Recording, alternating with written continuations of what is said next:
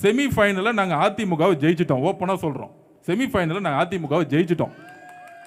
நான் ஒரு sportsman, cricket விளாட்றோம், India விளாண்டுட்டு இருக்கோம். நாங்கள் இந்தியா செமிஃபைனலில் ஆஸ்திரேலியாவை ஜெயிச்சிட்டோம். அதுதான் அதிமுக. ஃபைனல்ஸ் அடுத்தது பாகிஸ்தான், அடித்து வெளுக்கணும், அவ்வளோதான்.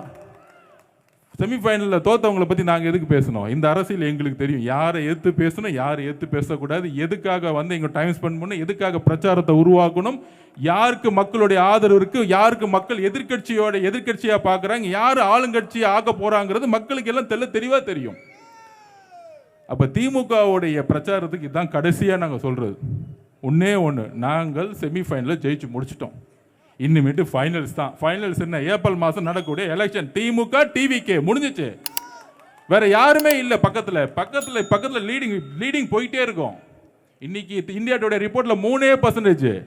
அண்ணன் 3 மாசத்துல 30 டிஸ்ட்ரிக்ட் கலங்க முடிக்கும் பொழுது 10% லீடிங் போயிட்டே இருப்போம். Sweep election. அதுக்கு நான் பதில் சொல்லவா? திமுக 6 மாசத்துக்கு முன்னாடி என்ன சொன்னாங்க மேடையில்?